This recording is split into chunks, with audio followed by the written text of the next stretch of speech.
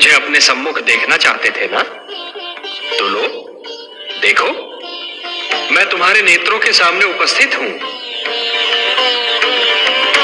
तुम विजयी हुए पुत्र। तुमने मुझे जीत लिया। तुम्हारे जैसा तपस्वी न कभी हुआ है और न कभी होगा।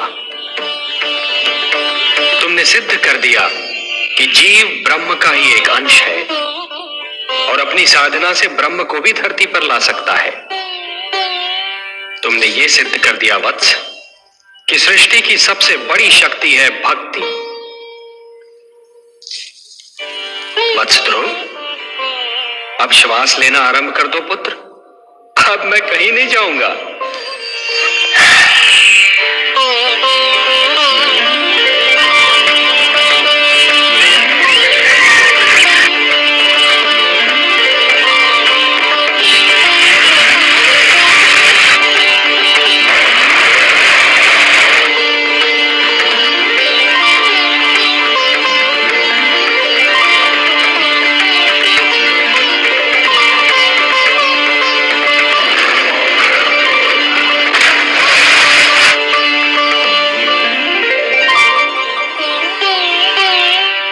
मुझसे मिलना चाहते थे, मैंने तुम्हारी इच्छा पूर्ण कर दी।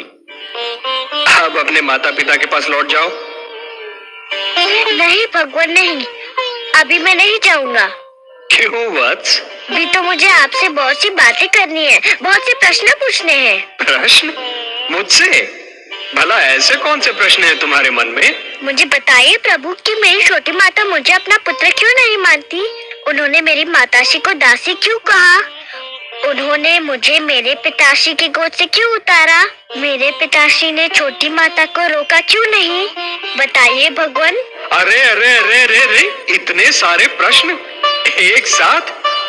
अच्छा ये बताओ कि सबसे पहले तुम किस प्रश्न का उत्तर चाहते हो? मुझे मेरे पिताश्री के गोद से क्यों उतारा गया?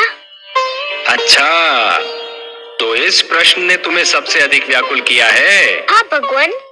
मेरे निकट आओ।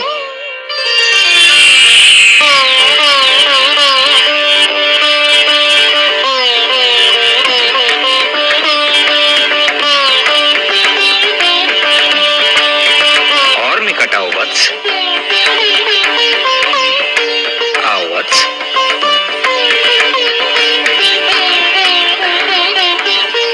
मेरी गोद में बैठ जाओ।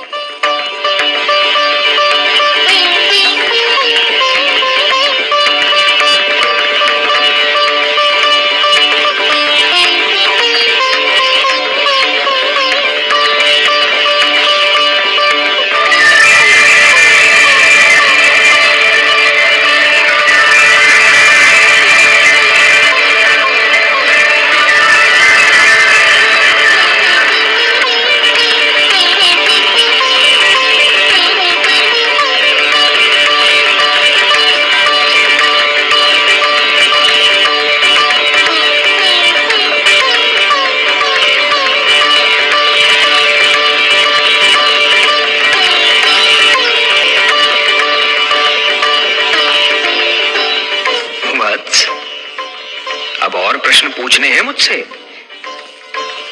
कुछ नहीं पूछना प्रभु, अब कुछ नहीं पूछना। अब तो मुझे हर प्रश्न का उत्तर मिल गया है। मेरे चारों ओर ज्ञान का प्रकाश फैला हुआ है। मैं वहाँ हूँ जहाँ केवल मैं हूँ और आप है। अच्छा वासुदेव। ओम पूर्णमदः पूर्णमिदं पूर्णात् पूर्णमुदच्यते पूर्णस्य पूर्णमादाय पूर्णमेवावशिष्यते। अब ना कोई कामना है ना कोई इच्छा। आपकी गोद में आकर लगता है इसके सिवा हर वस्तु तुच्छ है। अब मुझे कुछ भी नहीं चाहिए। मुझे मेरा ठिकाना मिल गया, मेरा घर मिल गया।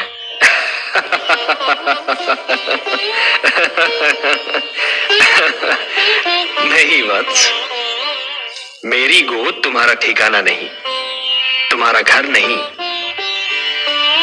तुम्हारा घर तो वो कर्म भूमि है जिसका नाम है जीवन, संसार। भक्ति से तुमने मेरा मन जीत लिया, अब कर्म के माध्यम से तुम्हें परिवार का मन जीतना है। अपने परिवार की सेवा करके एक पुत्र धर्म को निभाना है। अपनी प्रजा को न्याय पर आधारित शासन देना है तुम्हें, कि फिर किसी बाला की गोद से उतारा न जाए, मेरी खोज में यूं भटकना न पड़े। वत्स, जब तुम ये समस्त धर्म निभा लोगे ना, तो तुम्हें वो स्थान प्राप्त होगा जो संसार के रहते तुम्हारा नाम जीवित रखेगा।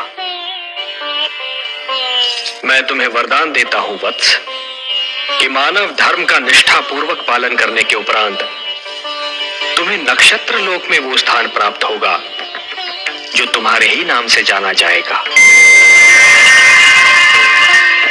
इस धरती के वासी उसे ध्रुव लोक कहकर पुकारेंगे, जहां तुम सदा जगमगाते रहोगे। यही तुम्हारे कर्म का फल होगा वत्स। वासुदेव, मुझे बताइए कि कर्म क्या है? कर्म पूजा है वत्स, कर्म यज्ञ है, कर्म जीवन है, जीवन का आदर्श है। और जीवन क्या है देव? जीवन एक सौभाग्य है पुत्र, एक वरदान है, मेरा दिया हुआ प्रसाद है, एक अवसर है, संसार की सेवा करने का अवसर, परिवार की सेवा करने का अवसर। परिवार क्या है प्रभु, मुझे इसका ज्ञान दीजिए। परिवार वो है वत्स जो जीने का उद्देश्य देता है, मानव को ये बताता है कि संसार में क्यों जिया जाए, किसके लिए जिया जाए। और संसार क्या है भगवान? संसार संसार एक बड़ा परिवार है पुत्र, परिवार का विशाल रूप है, मेरी श्रेष्ठ रचना है। वसुधैव कुटुंबकम, ये सारी वसुधा, ये सारी धरती एक ही कुटुंब है, एक ही परिवार है वत्स, और यही मेरा मंत्र भी है। ये सारा संसार मेरी ही संतान है। संसार की सेवा करना अर्थात मेरी सेवा करना, संसार के भले के लिए जीना, ये एक सर्वोत्तम आदर्श है वत्स। ध्रुव, परंतु संसार के भले के लिए मर जाना, ये वो महान कार्य है जो प्राणी को मरकर भी अमर बना देता है। वत्स, जीवन की कर्म भूमि तुम्हें पुकार रही है। तुम्हारा परिवार तुम्हारी राह देख रहा है। जब तुम अपने परिवार का कल्याण करोगे, तभी समाज का कल्याण होगा, और जब समाज का कल्याण होगा, तभी सारे संसार का कल्याण होगा वत्स। यही विधि का विधान है। जाओ वत्स, अपने कर्म की ओर बढ़ो, जीवन में उतरो, संसार में प्रवेश करो। यशस्वी भव, यशस्वी भव। प्रणाम वासुदेव, आपने मुझे धर्म, कर्म, जीवन, मृत्यु सबके अर्थ बता दिए। आपको कोटि कोटि प्रणाम। आयुष्मान भव पुत्र, आयुष्मान भव।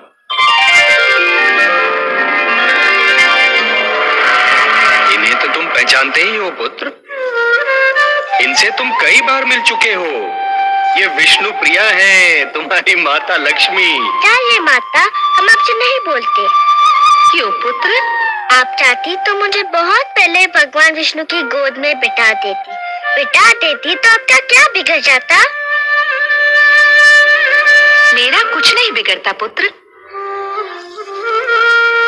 पर मैं माता हूँ और तुम मेरे पुत्र। हर माता यही चाहती है कि उसका पुत्र महान बने। यदि मैं तुम्हें भगवान विष्णु की गोद में बिठा देती तो तुम वो ना बन पाते जो आज हो। अब तुम एक महान भक्त बन चुके हो। मैं तुम्हारी सहायता करती तो मैं महान कहलाती, तुम्हारी महानता छिपकर रह जाती। मेरे स्वामी का तो यही संकल्प है कि हर मानव का कल्याण हो। मैं भी उन्हीं का संकल्प पूरा कर रही थी। आप महान है माता। मैं समझ गया कि आपने क्या किया और क्यों किया।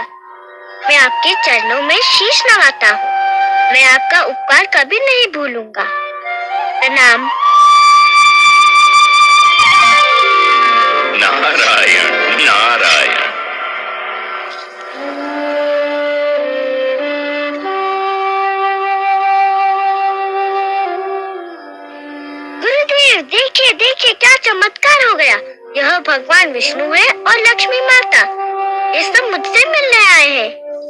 सब आप ही के कारण हुआ, आप ही की कृपा से हुआ।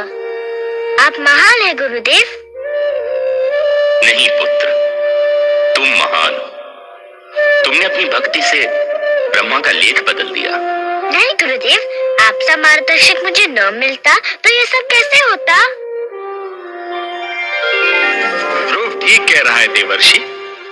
गुरु तो भगवान से भी बड़ा होता है। गुरुर ब्रह्मा गुरुर विष्णु गुरुर्देवो महेश्वरः गुरु साक्षात परब्रह्म तस्मै श्री गुरवे नमः। यशस्वी भव पुत्र। प्रभु, यदि आपकी और माता की अनुमति हो तो मैं वत्स ध्रुव को महाराज उत्तानपाद की राजधानी पहुंचा दूं। नहीं देवर्षि, आप अकेले नहीं जाएंगे। ध्रुव को विदा करने हम सब साथ मिलकर जाएंगे।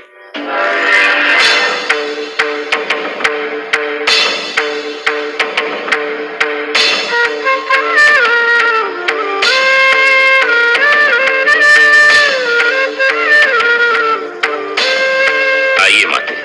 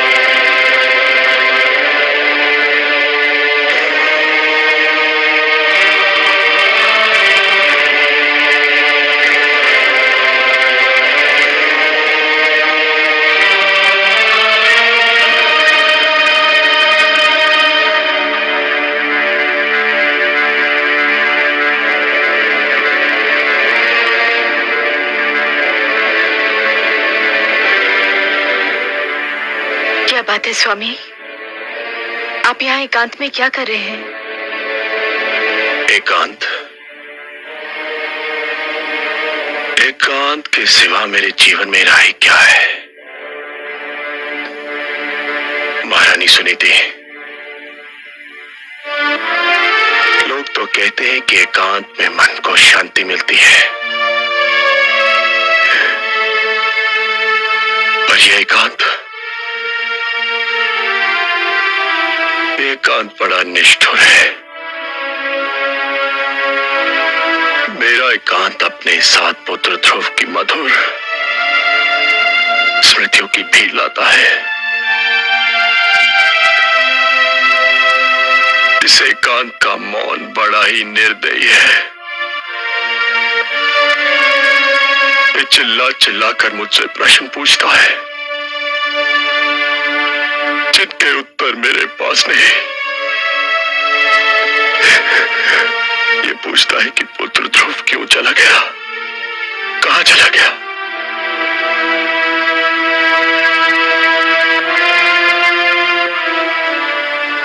इस एकांत का हर जाता हुआ पल मुझ पर दोष लगाकर जाता है कि मैंने अपने ही हाथों से अपने संसार में आग लगाई थी, और हर आता हुआ पल ये संदेश लेकर आता है कि ये एकांत ही मेरा दंड है।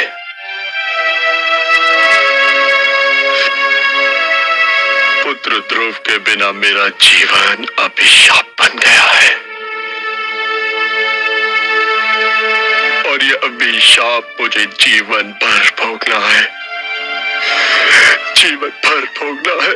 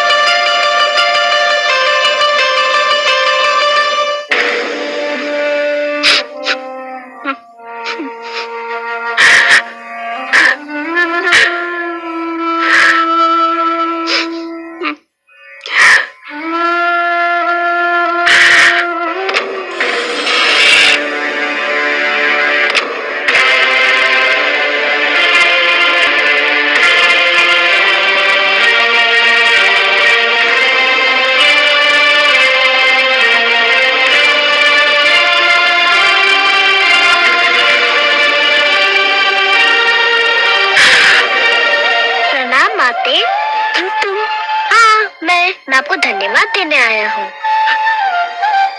धन्यवाद? मुझे? मैंने ऐसा कौन सा शुभ कार्य किया है कि तुम मुझे धन्यवाद देने आए हो? आपने जो मुझ पर उपकार किया। उपकार नहीं किया पुत्र, मैंने तुम पर अत्याचार किया है। अत्याचार किया है मैंने तुम पर। नहीं माते, आपने तो मुझ पर इतना बड़ा उपकार किया है कि मैं 100 जन्म आपकी सेवा करूं तब भी उसे चुका ना पाऊंगा। मत कहो मुझे माते, मत कहो। मैं इस पवित्र शब्द के योग्य नहीं हूँ। माता वो होती है जो अपने आंचल से संतान को सुख की छांव देती है, जिसका मन प्यार का भंडार होता है। मैंने तो तुमसे केवल घृणा की है, तुम्हें क्या दुख दिया है। मैं घृणा की पात्र हूँ, घृणा की पात्र हूँ। महारानी सुनीति से मुझे ईर्ष्या थी, उसका बदला मैंने तुमसे लिया पुत्र। मैंने ही तुम्हें महाराज की गोद से उतारा, मैंने ही तुम्हें वन में भटकने पर विवश कर दिया, मैंने ही एक नन्हे से बालक को यातना झेलने पर विवश कर दिया। मैं माता नहीं, कुमाता हूँ, कुमाता हूँ। पुत्र कुपुत्र हो सकता है, पर माता कुमाता हो ही नहीं सकती। वो तो देवी के समान होती है, पवित्र और पूजा के योग्य। आप भी मेरे लिए पूजा के योग्य है। भूल गए आप? आपने तो मुझे भगवान विष्णु का नाम बताया था। आपने तो कहा था कि मैं भगवान विष्णु को पाने के लिए तपस्या करूं। सच पूछे तो आप ही के कारण मुझे भगवान विष्णु के दर्शन हुए।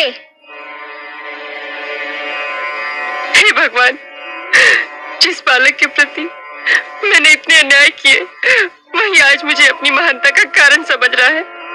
तुम महान हो पुत्र, तुम महान हो। क्या कर रही है माते? मुझे अपने चरण छू लेने दो पुत्र, कदाचित मेरे पापों का बोझ कुछ कम हो जाए। जिस दिन माता को पुत्र के चरण छूने पड़े, उसी दिन का नाम महाप्रलय होगा। मुझे अपने गले लगा लीजिए माते, मैं धन्य हो जाऊंगा। पुत्र, मेरा पुत्र जो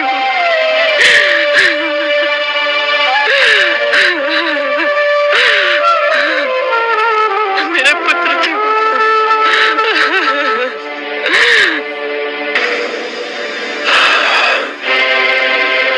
ये सब भाग्य का खेल है स्वामी। नहीं,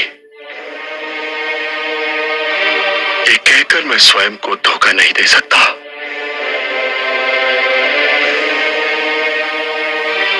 इन तर्कों से मेरे मन को शांति नहीं मिलती।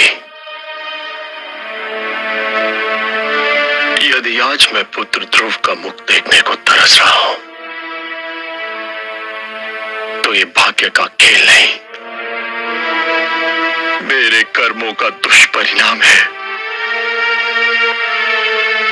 जो कुछ भी हुआ मेरे ही तो कारण हुआ। मुझे तो लज्जा आती है अपने आप से, अपने इस जीवन से। ऐसा मत कहिए स्वामी, ऐसा मत कहिए। माना आज हमारा जीवन अंधेरी रात्रि है, किंतु रात्रि कोई भी हो, किसी न किसी ढंग से अवश्य ढल जाती है। कब ढलेगी ये रात्रि? कब होगी भोर? क्या सवेरा तब होगा जब नेत्रों की ज्योति मर चुकी होगी, जब प्राणों के दीपक बुझ चुके होंगे। ऐसा नहीं होगा महाराज, दुख के दिन बीत चुके हैं। तुम क्यों आई हो? तुम्हें देखते ही मुझे सब अशुभ घटनाएं याद आ जाती है। ये सत्य है महाराज, मैंने आज तक जो भी किया अशुभ ही किया। मैंने कभी आपको कोई शुभ समाचार नहीं दिया, किंतु आज मैं आपको शुभ समाचार सुनाने आई हूँ महाराज। तुम और शुभ समाचार? बबूल के वृक्ष पर आम नहीं फलते सुरुचि। महाराज, भगवान विष्णु चाहे तो क्या नहीं हो सकता। ये देखिए। प्रणाम माते, प्रणाम पिताश्री। ध्रुव, मेरे लाल,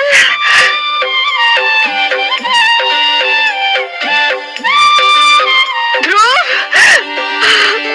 ध्रुव, ध्रुव, कहाँ चला गया था तू? कहाँ चला गया था? ध्रुव, ध्रुव मेरे पुत्र। आपका लाल महान बन चुका है महारानी। इसे भगवान विष्णु स्वयं दर्शन दे चुके हैं। मेरे छोटे से भगवान, मुझे क्षमा कर दो। किंतु आपको भी किसी को क्षमा कर देना होगा। किसको क्षमा करना होगा? इन्हें, मेरी छोटी माता को। इसे? हाँ, इन्हें। ये न होती तो मुझे भगवान विष्णु के दर्शन कैसे होते? इन्हीं के कारण तो मैं भगवान विष्णु की खोज में निकला था। आओ माते।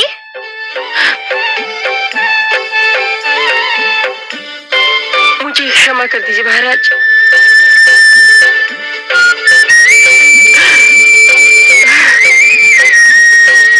क्या कर रही हो?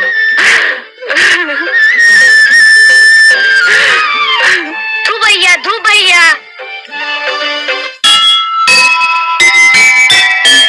त्याग तपस्या भक्ति से जीत लिया भगवान। धन्य हुआ संसार सब पाकर भक्त महान।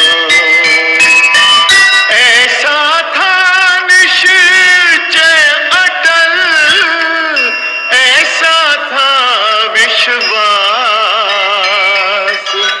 ध्रुव ऐसा तारा बना, चमक उठा आकाश, चमक उठा आकाश।